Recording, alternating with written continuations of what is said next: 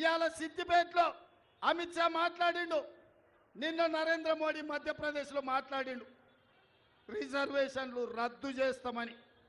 ఎందుకు బీజేపీ వాళ్ళు 400 సీట్లు కావాలంటున్నారు?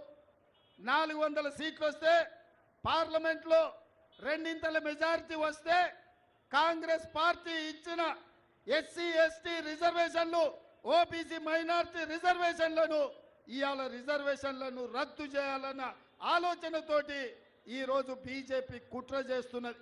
అందుకే ఈరోజు ఎక్కడ చూసినా నరేంద్ర మోడీ కాంగ్రెస్ పార్టీ బీసీ జనాభా లెక్కలేస్తామని చెప్పింది. ఎందుకు బీసీ జనాభా లెక్కలేయాలన్నారు?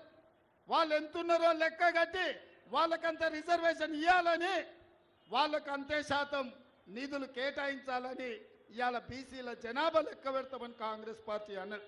అందుకే నరేంద్ర మోడీ భయపడిపోయిండు. బీసీలకు నిధులు వచ్చి బీసీలకు రిజర్వేషన్లు వస్తే వాళ్ళ ఆర్ఎస్ఎస్ విధానానికి దెబ్బ తగులుతుందని. మొదటి నుంచి ఆర్ఎస్ఎస్ రిజర్వేషన్ల విధానానికి వ్యతిరేకం. ఆర్ఎస్ఎస్ పెద్దలు చాలా సందర్భాల్లో చెప్పిండ్రు రిజర్వేషన్లు రద్దు చేస్తామని. వాళ్ళ విధానాలలో ఉన్న అన్ని విషయాలను బీజేపీ రద్దు చేసింది. 370 ఆర్టికల్ కావచ్చు, ట్రిపుల్ తలాక్ కావచ్చు, యూనిఫామ్ సివిల్ కోడ్ కావచ్చు, సిటిజన్ అమెండ్మెంట్ యాక్ట్ కావచ్చు, రైతు వ్యతిరేక నల్ల చట్టాలు కావచ్చు, జిఎస్టి బిల్లు కావచ్చు, నోట్ల రద్దు కావచ్చు, ఇవన్నీ బీజేపీ ఆర్ఎస్ఎస్ ఎజెండాలో ఉన్న విషయాలను అమలు చేసింది. ఇక మిగిలింది ఒకే ఒక్కటి, ఈ దేశంలో రిజర్వేషన్లు రద్దు చేయడం.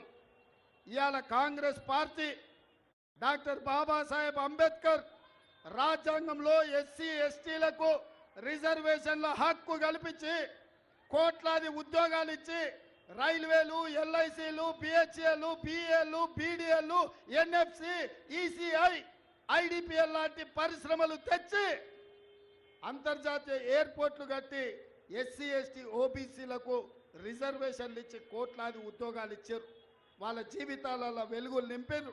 ఇవాళ బీసీ జనాభా లెక్కలేసి బీసీ రిజర్వేషన్లు పెంచుతామని కాంగ్రెస్ పార్టీ అంటుంటే మాకు 400 సీట్లు ఇవ్వండి, ఈ దేశంలో రిజర్వేషన్లు రద్దు చేస్తామని బీజేపీ అంటుంది. అందుకే మిత్రులారా మీరు ఆలోచన చేయండి.